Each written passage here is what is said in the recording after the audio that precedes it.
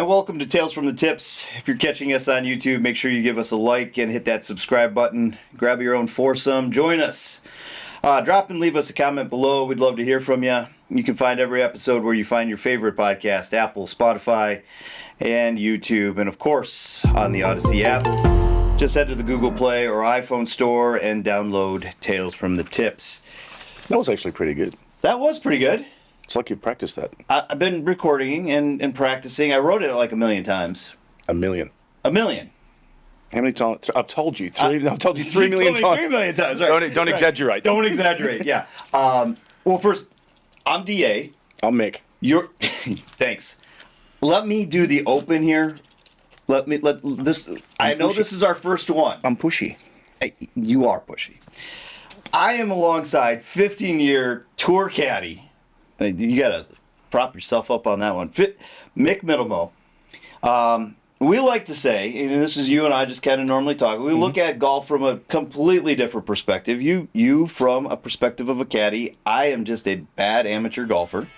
Most of them are. But you ready to get into this? I'm ready. This is good. All right, let's grip it and rip it. This is good.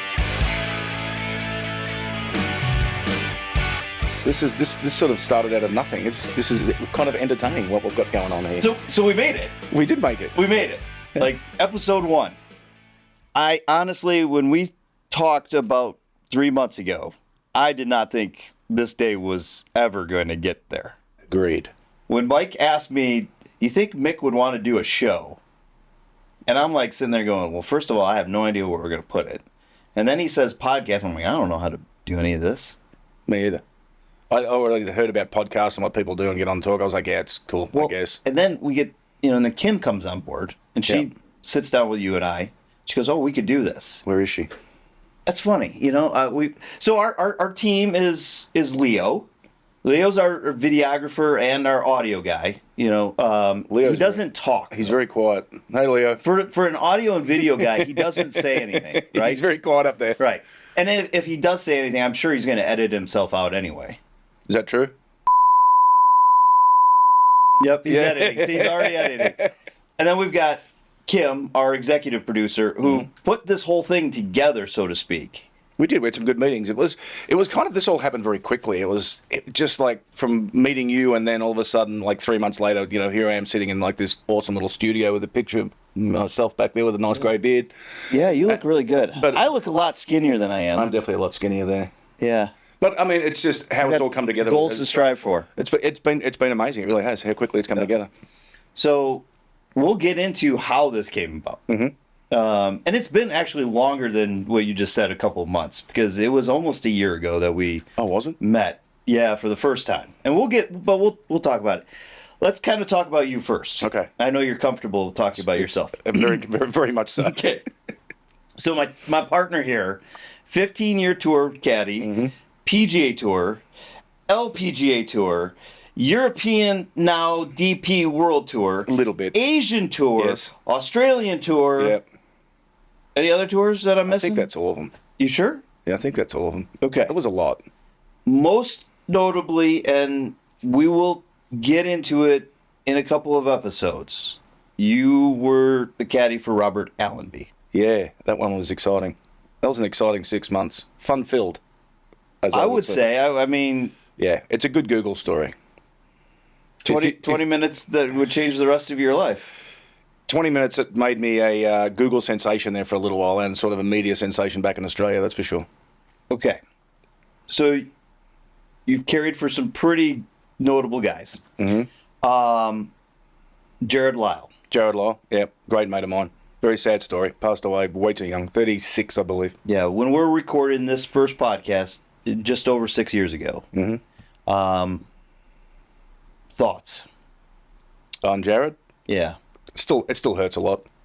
Painful to see what he went through, and he got married and he was never going to have kids apparently because of the chemo that he'd been through. And he's got 2 beautiful daughters.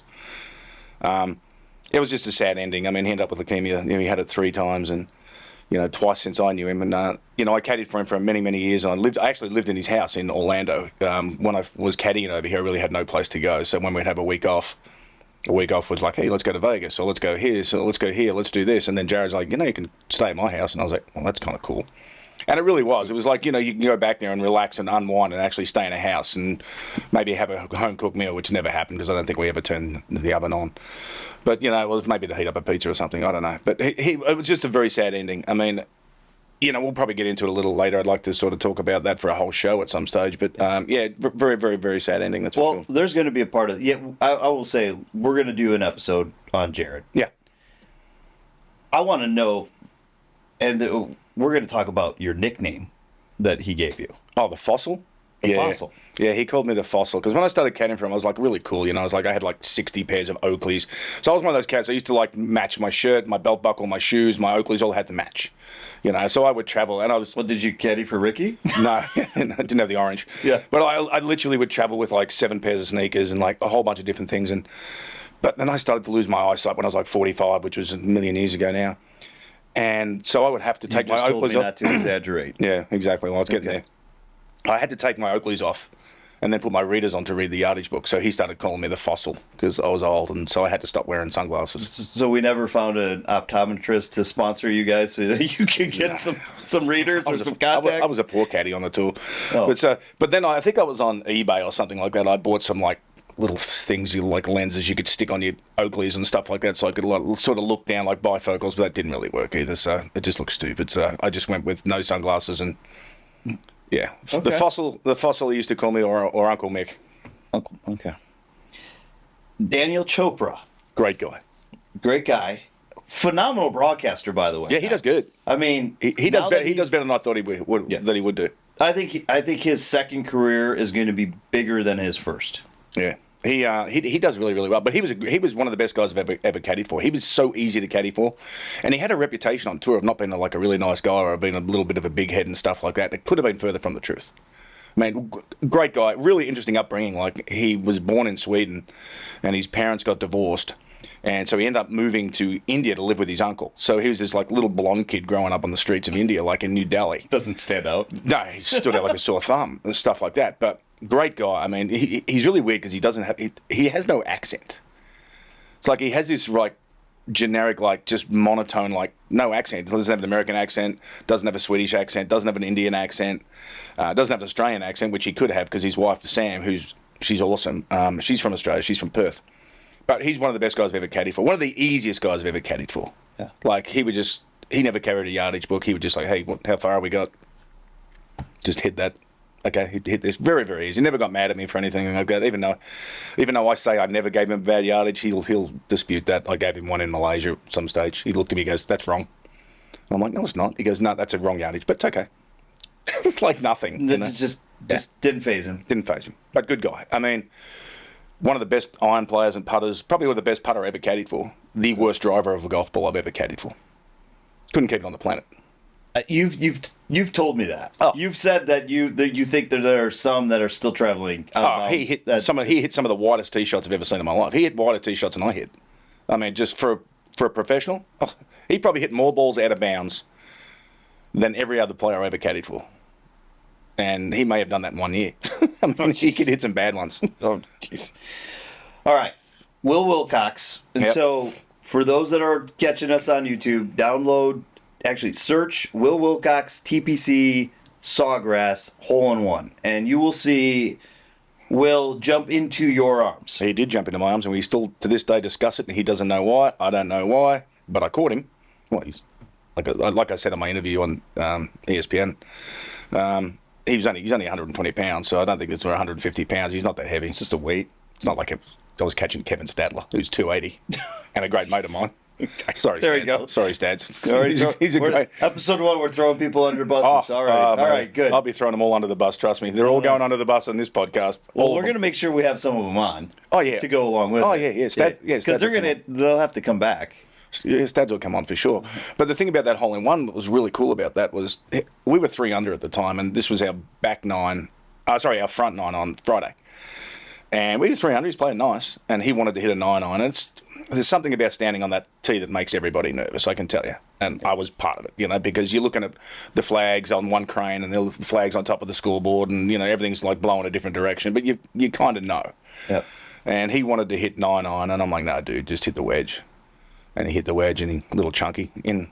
rolls up and goes in the hole and jumps into my arms. And even in his interview, he said that he wanted to hit 9-iron like an idiot, and Mick was like, it's a wedge. And in it goes. First hole in one in 12 years on that hole. I was going to say. Yeah, I think it was 6,210 shots or something. Was the stat they put up there that no one had a hole in one on that hole. But if you actually look at it, we played with Cam Tringali, and Cam Tringali hit it to like this far. Like if he'd stuck it stiff. He'd stuck it both days. Yeah. He'd hit it to like here. Because the first day the pin's on the front, it's a little bit more, you got more of a chance on that front pin. You come off that ridge a little bit. Yeah. But yeah, that was fun. And he then bought like the whole media center, a whole bunch of beers, and he's doing a whole bunch of interviews, and we're drinking beer with all the media people, and we keep drinking beer, and then we keep drinking beer, and yeah, it was cool. But I said that was on Thursday. That was on Friday. Oh, that was on Friday. So the hardest thing about that was we had to play the next hole, which is the hardest hole, one of the hardest tee shots in golf is the 18th.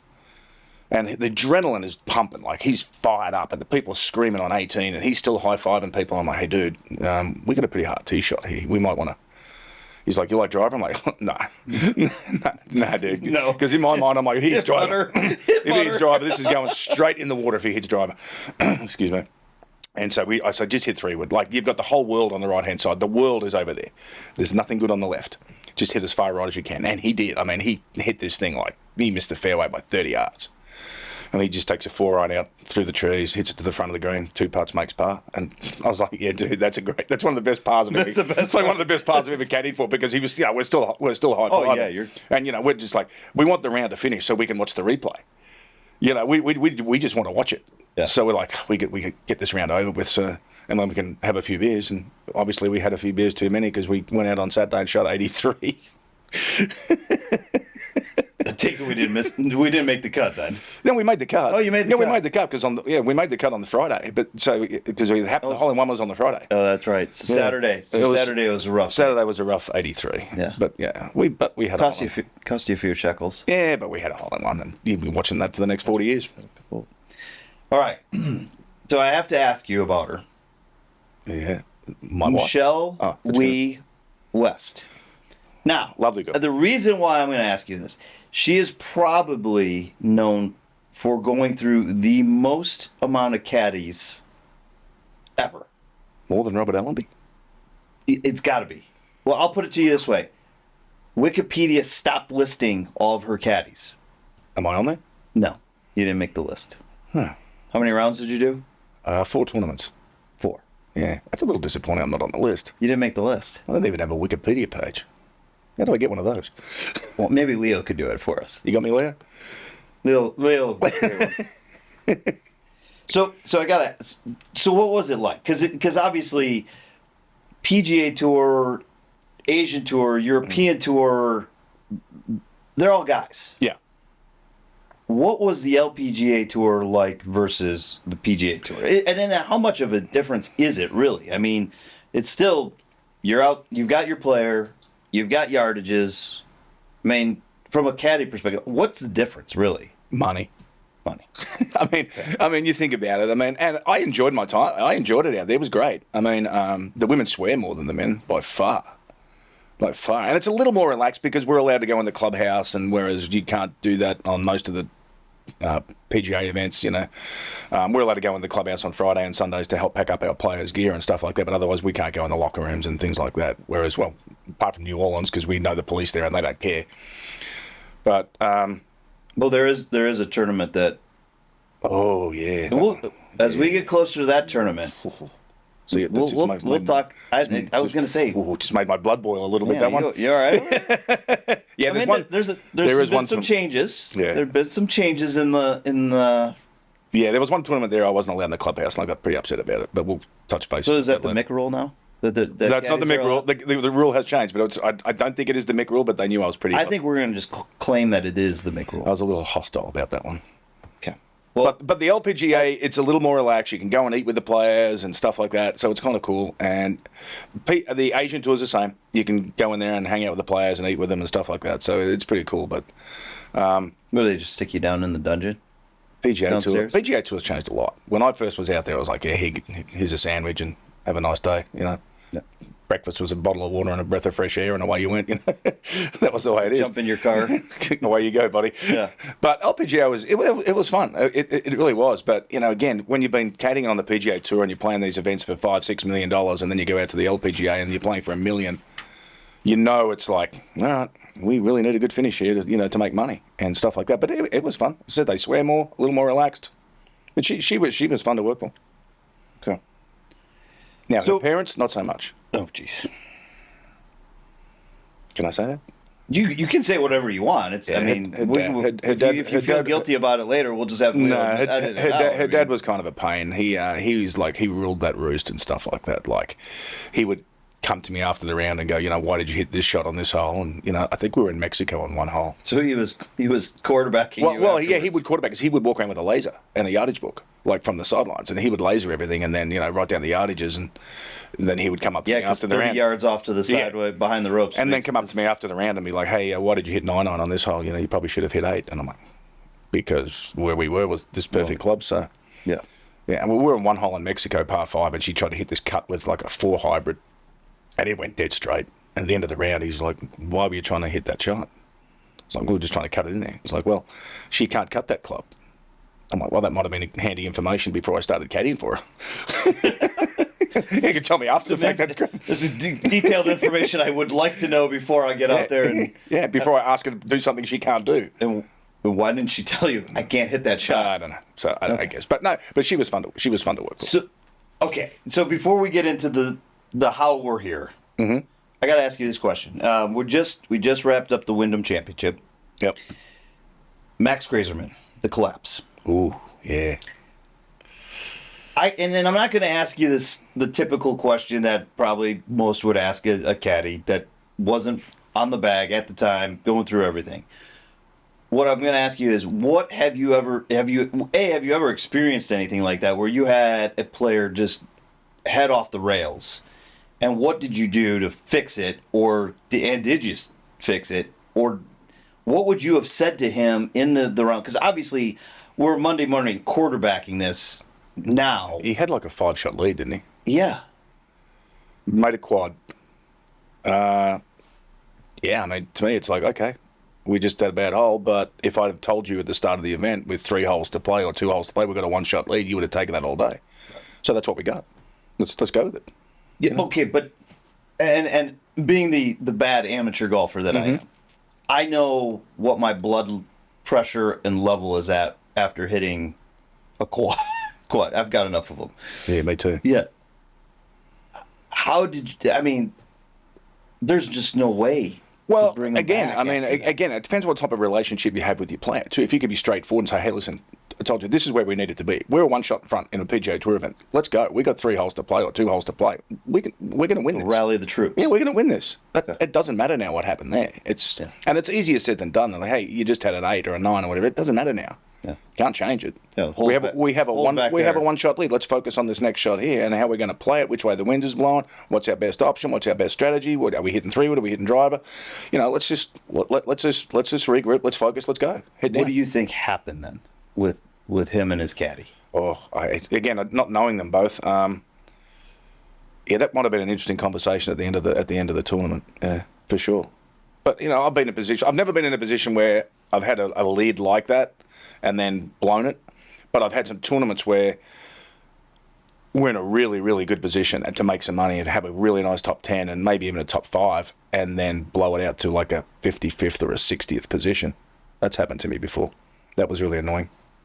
It's a nice chunk of change. Yeah, that was a great friend of mine, Greg Owen, who's still a great friend of mine. I caddied Greg from England for many, many years, and Greg was a bit of a hothead, fierce competitor, one of the best ball strikers I've ever caddied for. And, you know, we would play practice rounds with Justin Rose, and Rosie would be like, how come this guy can't win?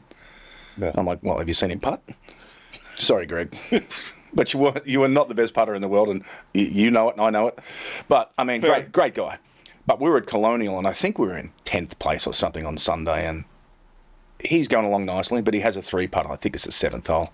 He 3-putts the 7th hole, and he just gets his Scotty Cameron and belts it into his leg, and then he starts to like hold it like this and starts to give it the bend, and I'm like, oh, careful there. And then, you know, he just throws the putter back at the bag, and we go to the next hole, and I'm looking at the putter and it's like this. It's like, I'm like, It's got a bend in it. looks like a boomerang right now. It's like, so I was like, all right. And now he's wearing white pants. I can see through the white pants he's starting to bleed because he's obviously smashed his knee pretty good. So we walk off the tee and I'm like, hey, Greg, I got a couple of things I want to mention to you. He's like, and he's angry. I'm like, you're bleeding. And he looks down, like this, and I said, and your putter's bent. He's like, no, it's not. I'm like, yeah, dude, it's bent. And he starts yelling like, what does Scotty Cameron make these things out of? They make them out of plastic? Yeah. What sort of... And I'm like, well, dude, you tried to snap it in half. So we're done. We can't use the putter for the rest of the round. And yeah, he did hold one like 25-footer with a wedge, but then there was a lot of 3 putts and the occasional 4 putt. And I think we finished 55th or 60th or something like that. So yeah, that was a little disappointing. That was a bit of chunk of change we left out there. So, okay, why we're here? Yeah, why are we here? I wrote down the beer made us do it, but it's really yours. You're the one that reached out to me. You had a beer god, and kind of. Yeah, I mean, our listening group doesn't know what you were doing at the time, so I'm holding an email. Mm-hmm. Oh, you had that dated August 23 of 2023. So it is a year ago. So it's a year ago. And you're asking me to come out and do a broadcast. Yeah. I gotta ask, so why, first of all, and then we kind of walk us through why, you were throwing this party and stuff like that. Yeah. Well, I was the general manager at Taco Mac in Woodstock, and they have a Brewniversity program where basically you get points for every beer that you drink. You get a credit, and Mondays you get double credits and things like that. So we had a guy who was having a beer god. So, which means when you get to 5,000 credits, that's a lot of beer you got to drink to get to 5,000. I was going to say that's a lot.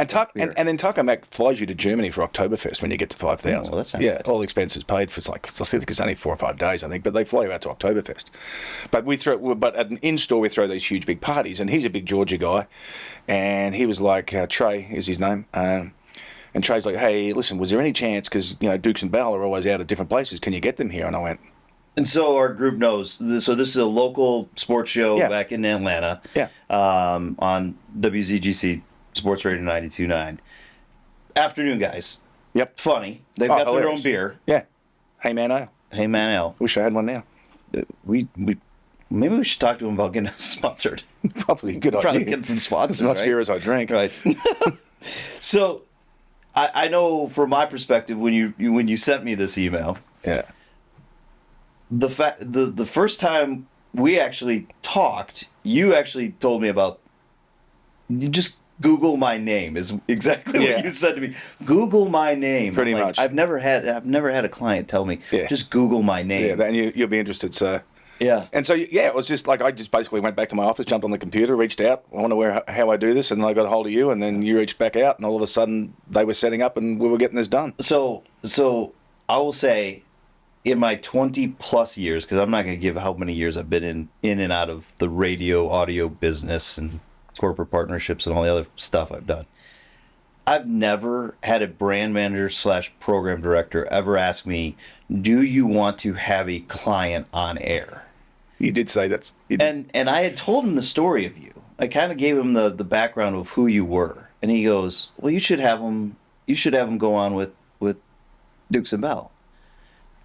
Do you know the amount of texts and emails and phone calls that we got to have you on was amazing. I've never had a client come on air, tell a story, and I don't even remember which side. You might have told like a Tiger Woods story. I think it was a Tiger Woods story. It was something, because I can't. Yeah. I mean, it was later. Obviously, it was late fall last year when we did this. So that's why we're here. Yeah. It's because of you. It's your fault. Well, not really. I was just sitting at the table talking golf with you guys, and then all of a sudden, telling some stories, and they went, "Can we put him on air for 15 minutes?" So I just, I've had 4 or 5 beers and a couple of shots, and I'm like, "Yeah, I'll jump on air with you. Why not?" And of course, I think the look of you guys looking terrified that me going on air, because I do tend to cuss on the odd occasion when I'm not. On occasion. On the odd occasion. Yeah. So I could see You've been everyone good today so far too. God, this hurts. Yeah. This takes a lot for me. No, actually, it doesn't really. It doesn't really. But I know you guys were a little bit nervous because, as you said, you'd never had anyone a client just jump on air for 15 minutes and just start rattling off whatever he wanted to rattle off without swearing.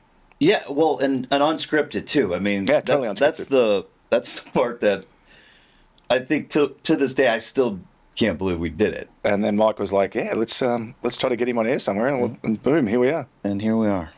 Well, before we wrap today, special rest in peace, Juan Antonio Rodriguez. Never met Chi-Chi. him. So you've never met him? Never met him, but everyone says just great things about him. So I'm going to say it this way, and the best golf lesson I ever got Of Chi-Chi? was off of Chi-Chi. Now, I was a high school golfer back in the Detroit area.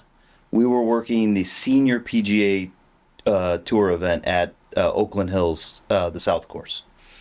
Summer of '93, so I was getting ready to graduate, and he gave us a bunker lesson.